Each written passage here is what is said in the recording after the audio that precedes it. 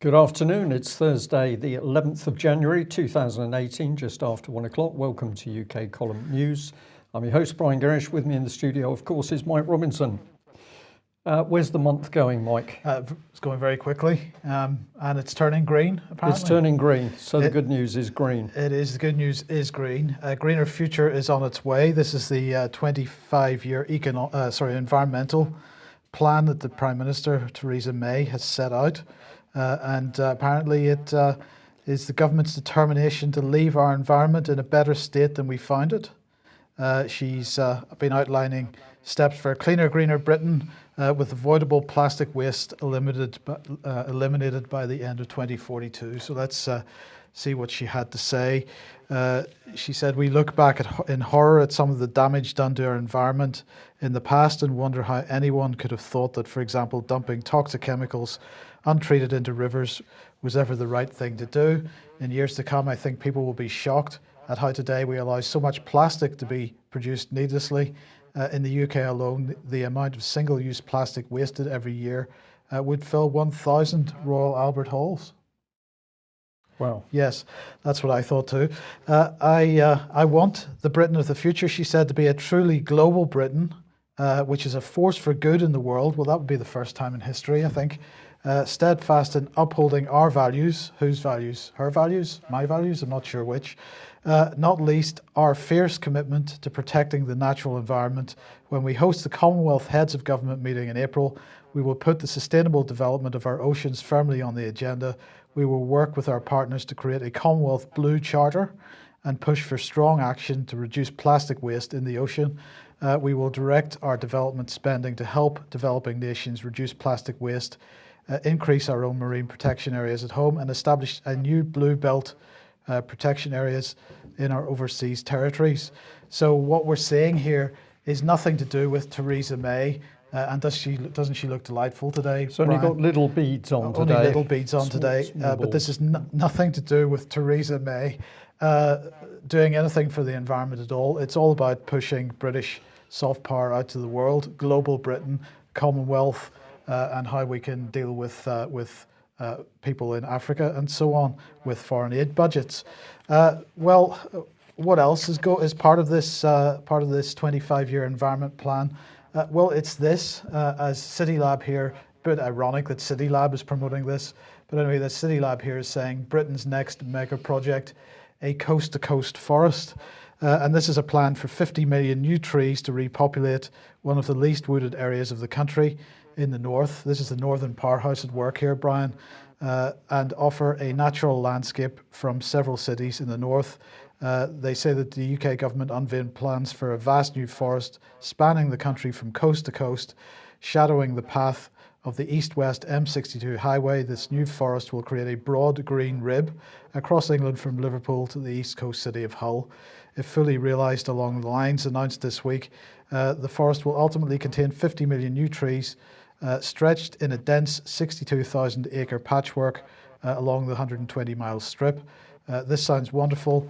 But first, a reality check. If Britain is planning new forests, they say, it's because the island badly needs them. Overall, the UK's landscape contains one of Europe's lowest proportions of woodland, just 13%. So I was wondering, what's this about? And the map, struck me as being something that I'd kind of seen before. Couldn't think where. And of course, I'm being slightly sarcastic because, of course, every time Ian R. Crane is in the studio to produce a fracking nightmare program, he produces this map, which is basically exactly the same territory in the north of England, which is all the licensed fracking areas in the country.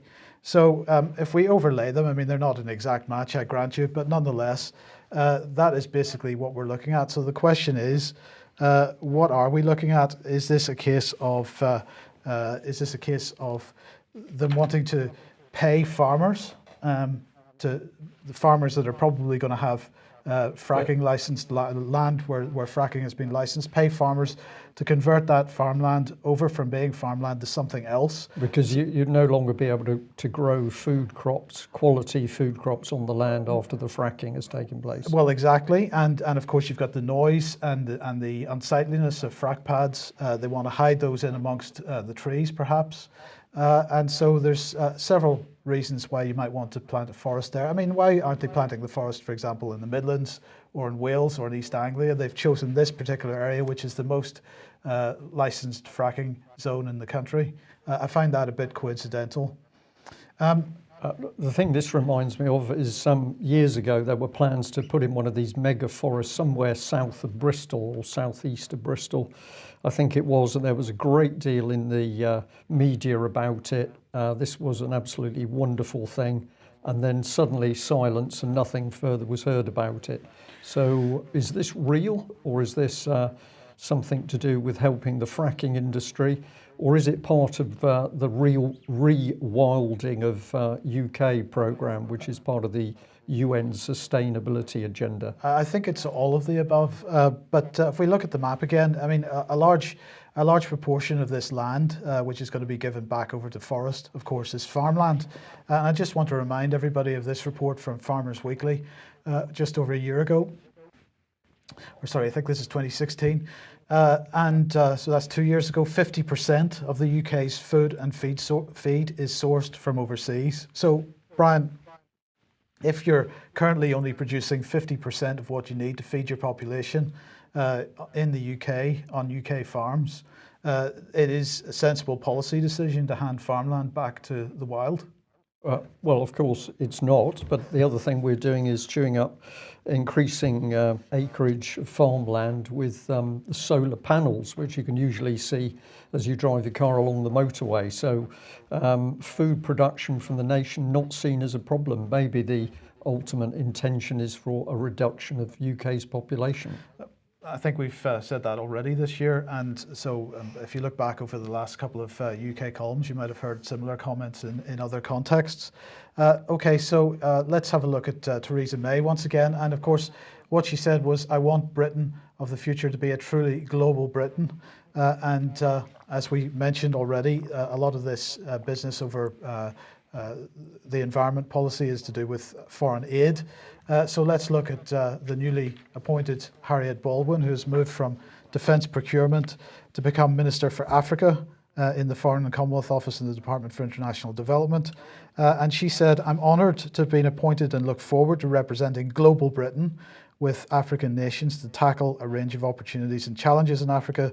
The UK has a long-standing and important relationship in Africa, and I will work for an even stronger partnership with African nations, finding new ways to fight poverty, minimise threats, and build mutual prosperity. 18 African countries are part of the Commonwealth, so a priority for the upcoming Commonwealth Summit will be looking at how we meet the ambitions of the next generation, including creating new jobs and economic growth. So crucial for modern Africa. So we can't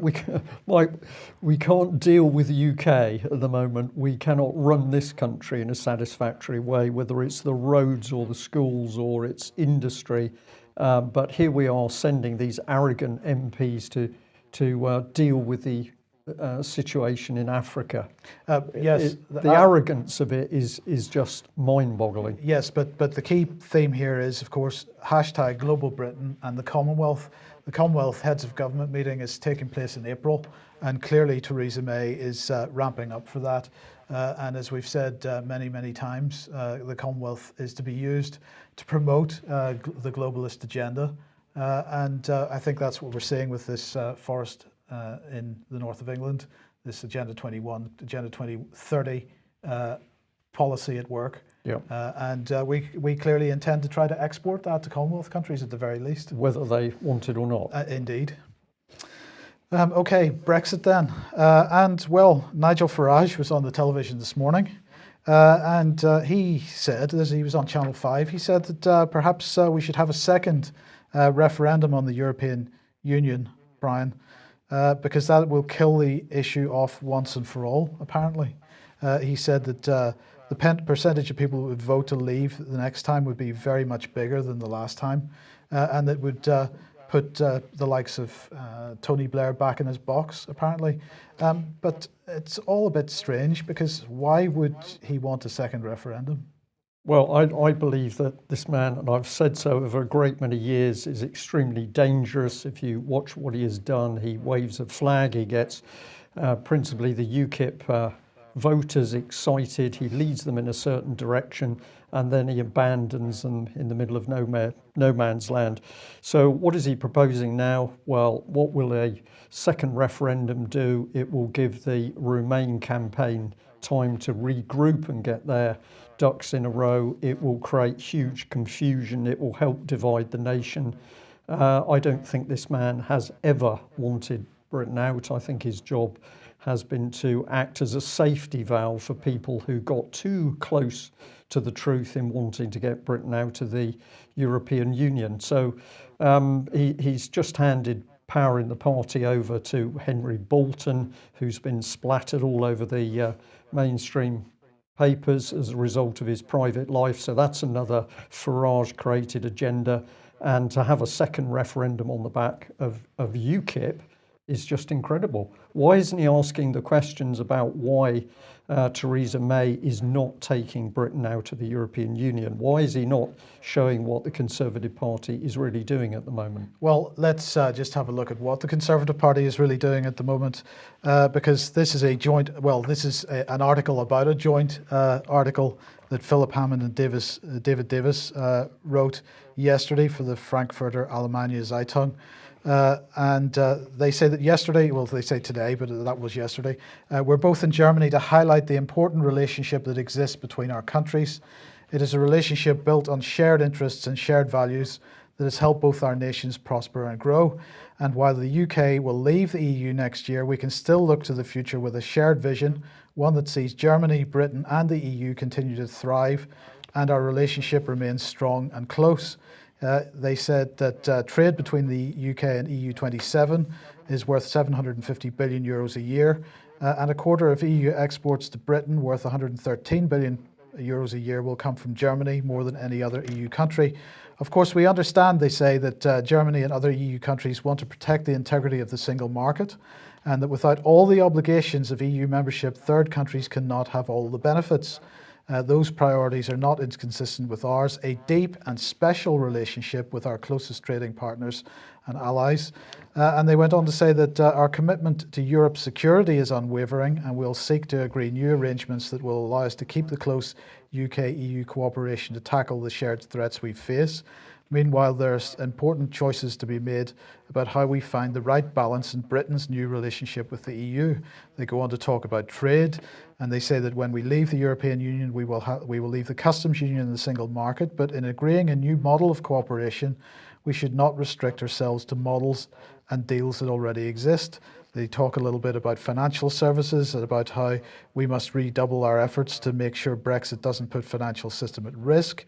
And they say that for such a close trade relationship in goods and services to succeed, we will need to maintain our common principles, including our shared belief in high standards, and continue the intelligent cooperation of our regulators, because the trust we place in each other's regulators in a whole range of areas has been built up over many years of cooperation, and there's no good reason why it should disappear after the UK leaves the EU. So we've got to stay in, Brian. They talk about the transition period. They say that during this transition period that they proposed that each other's markets will continue in their current form using the EU's existing rules, regulations and agencies. And they say Brexit will inevitably mean a shift away from, a shift in the way the UK and the European companies do business together. But with the next set of negotiations just around the corner, a bold, positive and exciting new chapter of our history together awaits. So I don't hear any language about separation there at all. They're talking about staying within the regulatory bodies. And if we are within those regulatory bodies, we've got to conform to the regulatory rules. And so we're not out. And life continues. Half in, half out, actually nothing's changed.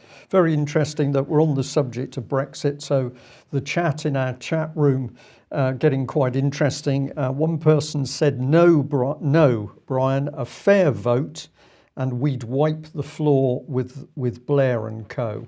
To which I say, what makes you think you're going to get a fair vote with anything to do with the European Union?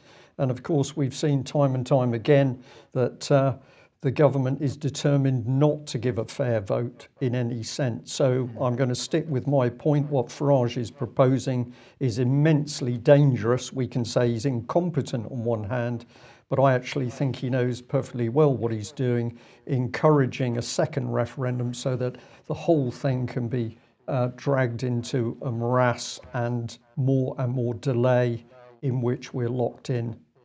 Well, of course, the BBC would probably love to have a second referendum.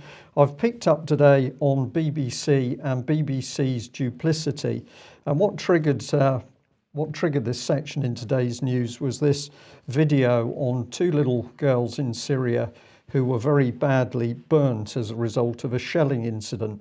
Now, this has been put together in a video, which I'm going to say is very sensitive. It's showing the injuries these two little girls sustained, and it's also showed how brave they've been at getting themselves back into school and back into some sort of social life, and having to deal with those injuries and the disfigurement. But at the same time, this is the same BBC that, of course, was desperate to get the violence started in Syria, was desperate to get British bombs falling in Syria, desperate to support the British government who was working to start the violence and to basically regime change Assad. And of course, the BBC's own charity, BBC Media Action, boasted publicly that it helped foment the unrest in Syria itself. So I was just fascinated at how a BBC journalist and the filmmakers could produce this little clip without going that step further and saying, well, actually, how did all of this violence start? Because, of course, these two girls are two amongst probably hundreds of thousands of children that have been injured or traumatized by the war. So let's just remind ourselves of how the BBC works. This is going back to, I think this is May last year, 2016, is it? 2017. 2017, I beg your pardon. So Syria government producing chemical weapons at research facilities. So there's the headline. It is very clear. It's very bold. The Syrian government is producing chemical weapons at research facilities. However, this is not true, and it's very easy to show from the BBC's own article why it's not true. But nevertheless, the start for the reader is that the headline is presented as fact. The headline is in fact a lie. So let's have a look at some of the things that are being said here. And this is the start of it. The Syrian government is continuing to make chemical weapons in violation of a 2013 deal to eliminate them. A Western intelligence agency has told the BBC. Document says chemical and biological munitions are produced at 3 main sites near Damascus and Hama. And then there are the key words, it alleges. Yes. It alleges. So let's carry on and see how this propaganda continues. The intelligence document obtained by the BBC says Syria's chemical weapons are manufactured at 3 sites. And these are all branches of the Scientific Studies and Research Centre, a government agency, it adds. Well, we'll do one more, which is this one. It says the Massiev and Bazet, if I pronounce that properly, facilities both specialise in installing chemical weapons on long-range missiles and artillery. Okay, so we've got the alleged in there, and let's bring in this one here, which is well down in the article. The intelligence information about the suspected weapons manufacturing sites was shared with the BBC on condition that the agency providing it would not be named. So this is an anonymous agency. And the BBC then says again, it does not give detail about how the, quote, alleged evidence was gathered. We have an anonymous organisation producing no evidence whatsoever. This is simply an allegation, and yet the headline the BBC uses is to say that the Syrian government is using chemical weapons. So let's follow on. What else have we noticed the BBC doing? Well, this is one we picked up on back in 2016. The BBC was helping to stir up unrest in Iran, by pointing out that some women did not want to wear the headscarf, the hijab, and the BBC was clearly encouraging Iranian women to stand up against religious doctrine and indeed religious police who might want them to wear this headgear. And we've contrasted this with a role model of a typical woman that the BBC thinks that presumably Iranian society should adopt. We did email the BBC direct and we asked them why they were doing this. I'll have to say we did get a response from the BBC eventually, but the response was simply a fob off that they thought they'd been perfectly fair in producing the article. We don't think so, and we'll remind viewers of this one that we did show some months ago. Here's the headline: what do New Yorkers think about this photo? And essentially the BBC's mocking a Muslim woman in her particular dress by putting her next to a transvestite on the subway. And what's the subliminal message, Mike? The subliminal message here is that the woman in the burqa is essentially part of a backward society where women are not treated properly. But if you're a transvestite in Western society, then with your mobile phone, that's really the way you should be. So let's come back to those little girls. I will be fair to the journalist who produced this article.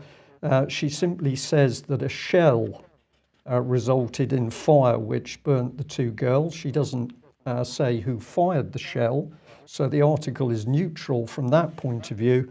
But I'm going to say, why can't this lady, Caroline Hawley, understand what her paymaster, the BBC, is really doing when it's been complicit in helping to create the suffering in Syria?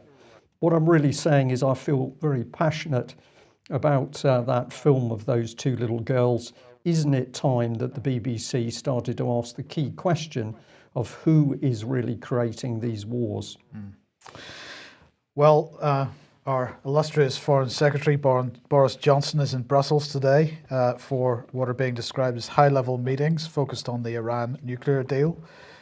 He's at the table there with the Iranian Foreign Minister Zarif, the French Foreign Minister, the German Foreign Minister, and of course, well, you can't see her in the photograph, but the EU Foreign Minister in waiting, High Representative for Foreign Affairs, Federica Mogherini, is there as well.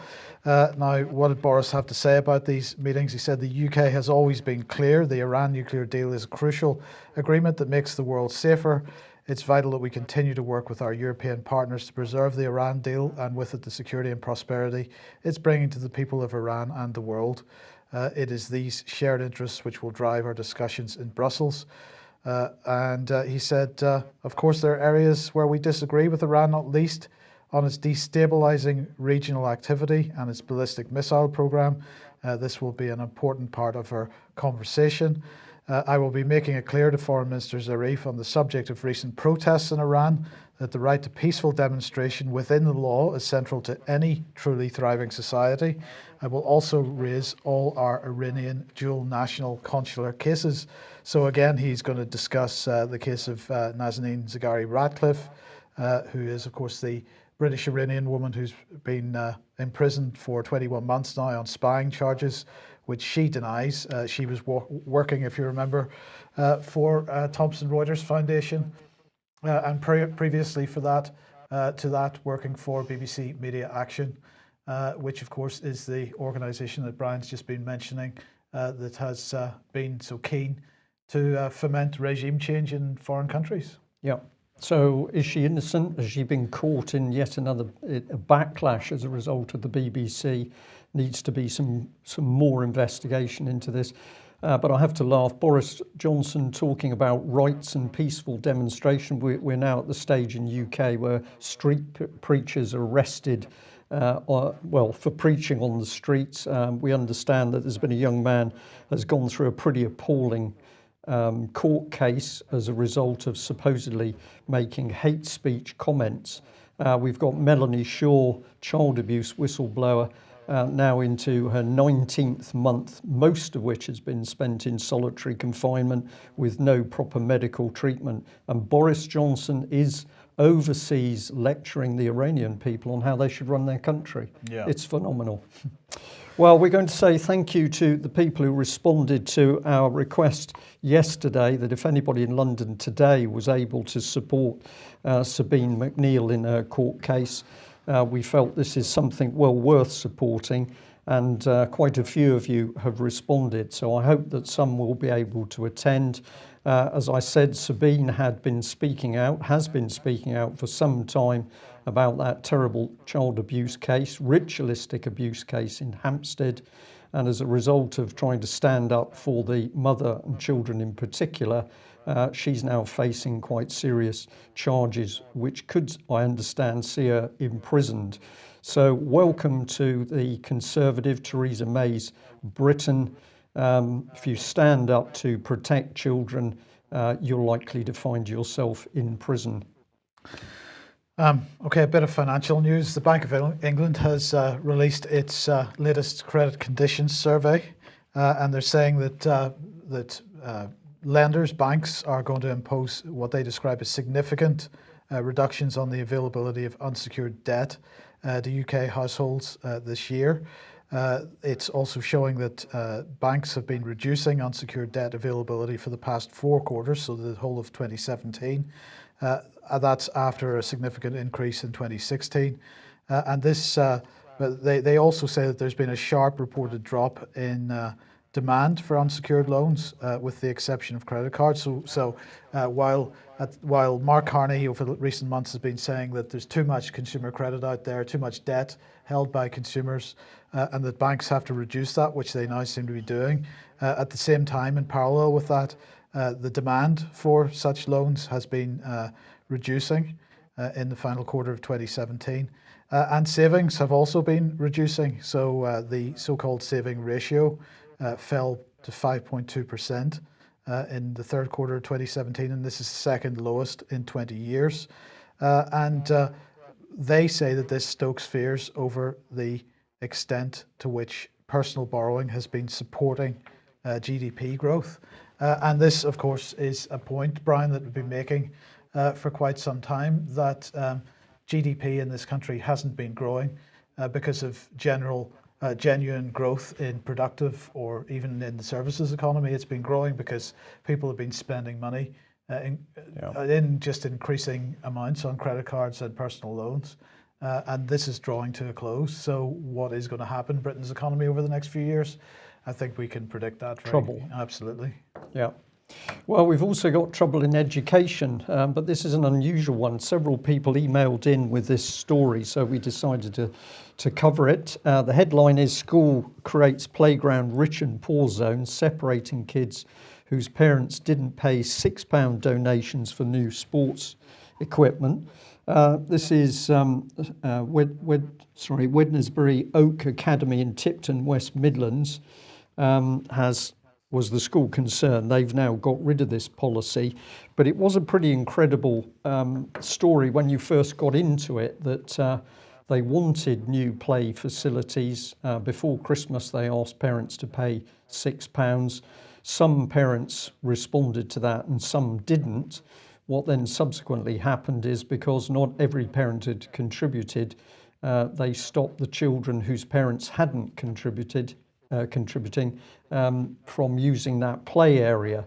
So this was pretty nasty, pretty draconian.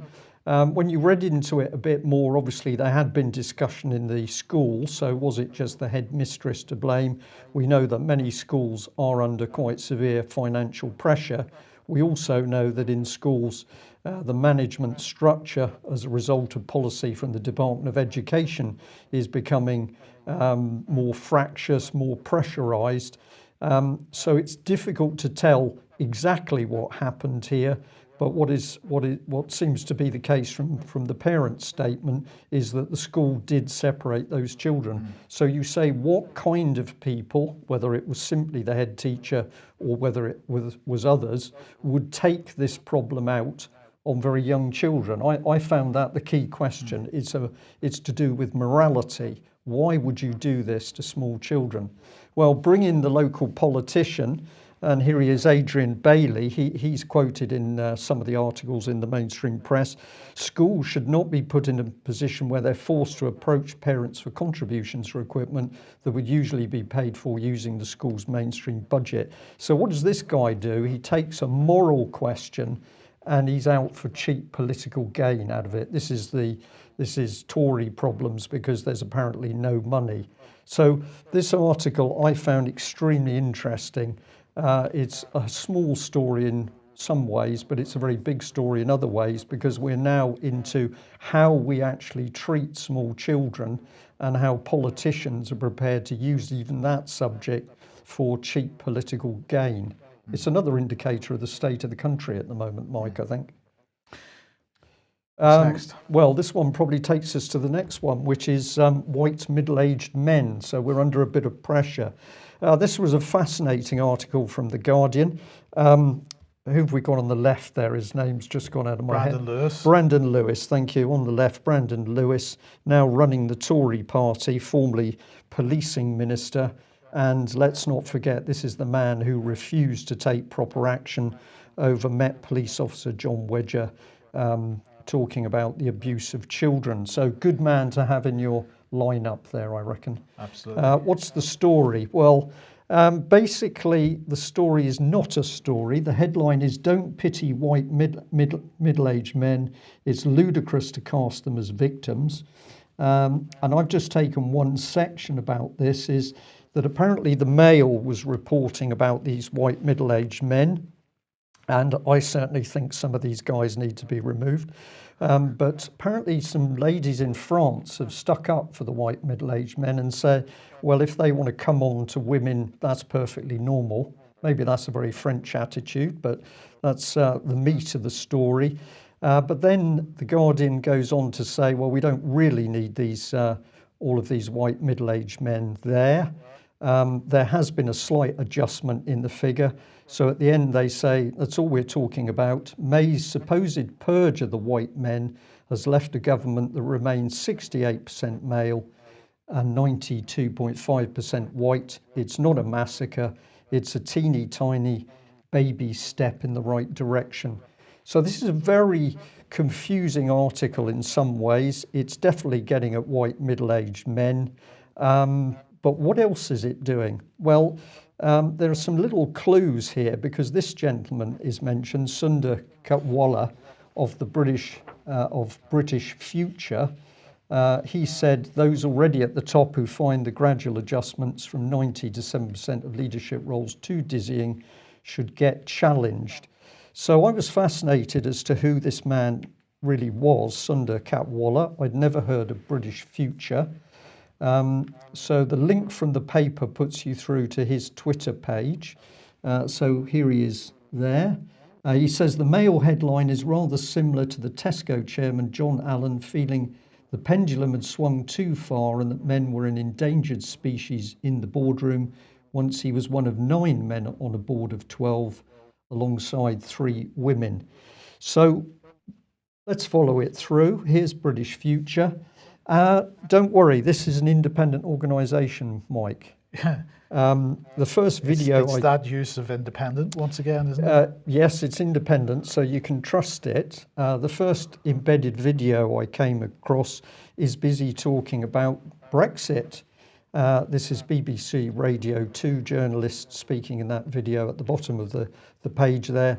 And it's quite clear that this is not exactly a Leave video. This is talking about what Britain needs to do to present an acceptable immigration policy to the European Union. So I was fascinated with that. This is a bit more of their mainstream page. 2017, the British Future Year in Review. All very glossy. Decided to look at funding. And then it gets interesting because on the left here we've got the Barrow Cadbury Trust.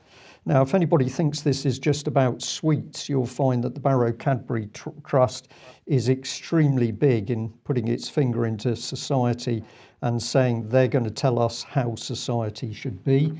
We've got the Oak Foundation committing its resources to address issues of global science and environment. Global social and environmental concern, particularly those that have a major impact on the lives of the disadvantaged. So we're into global stuff here, Mike, which is good.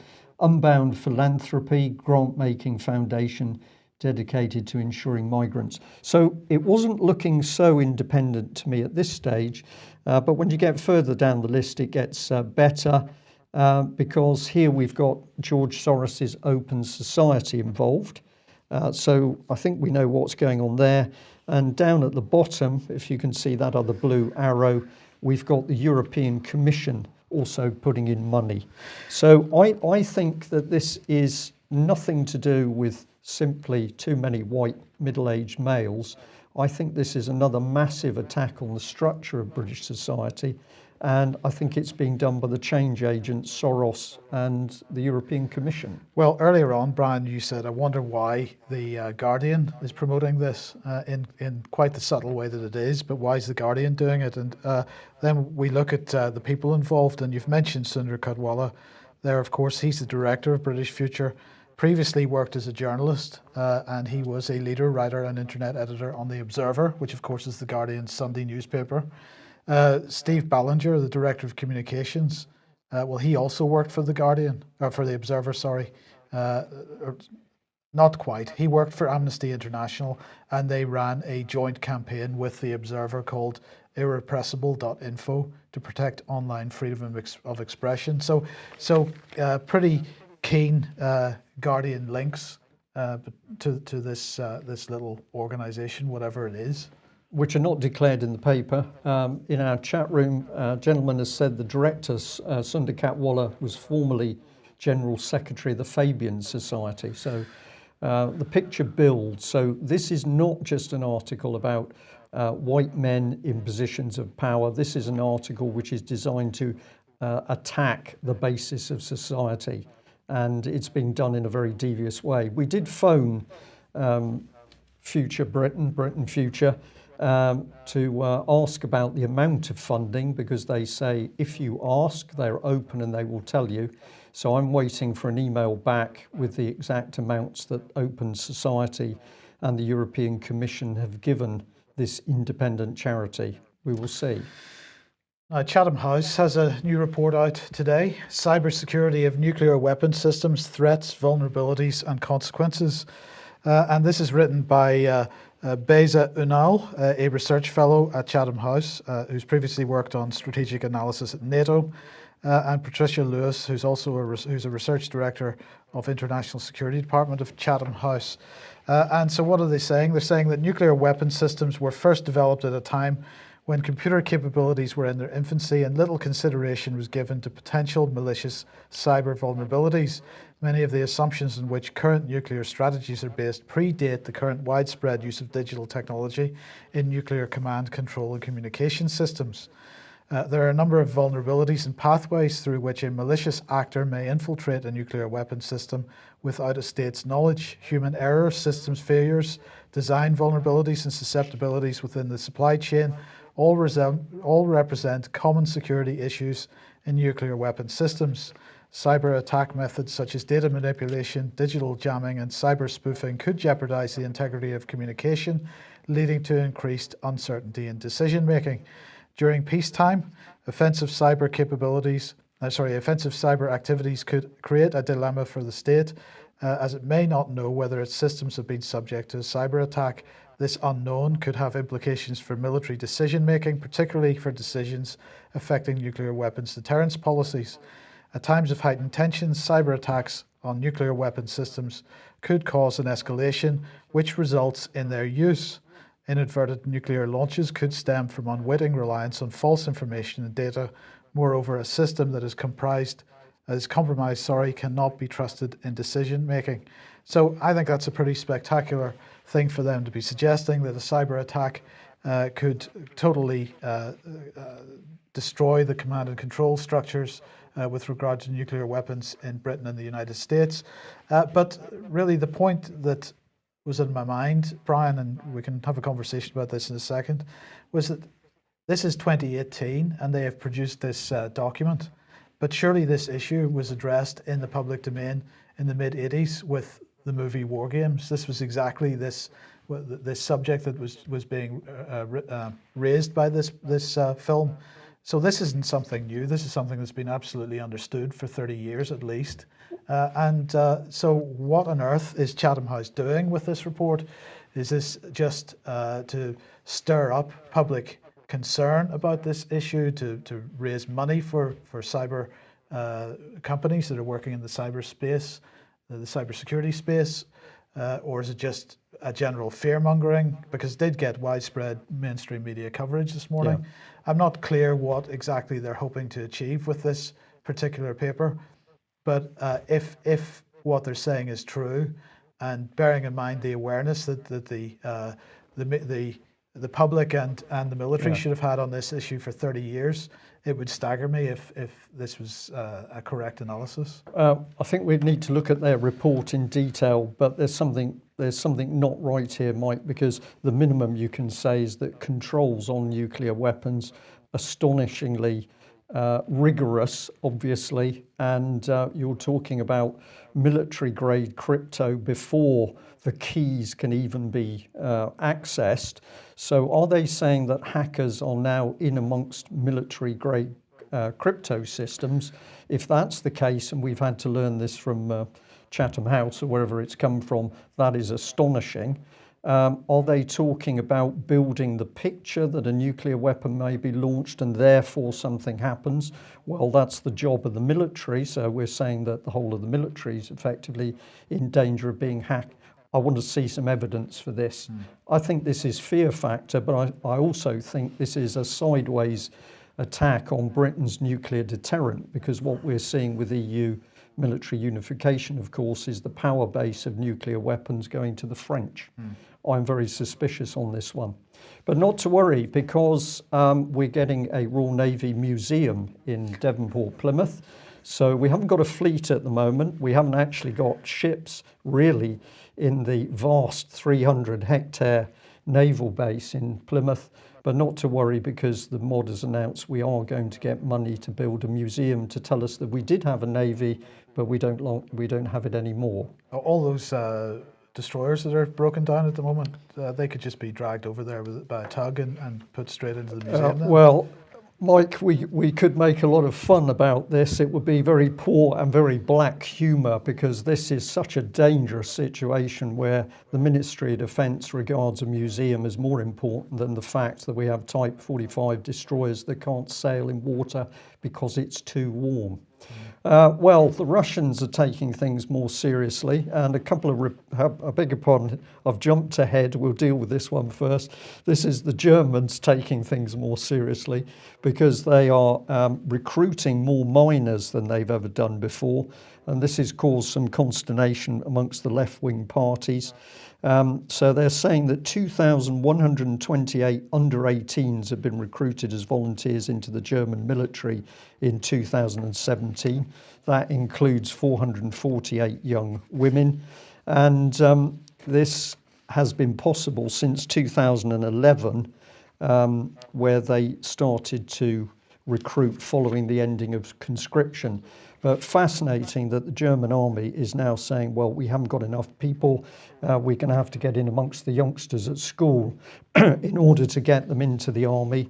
And there's quite a backlash against this. So at the time we see the EU military unification taking place, and of course the German army is the army power in Europe, they are so desperate they're having to start to recruit youngsters.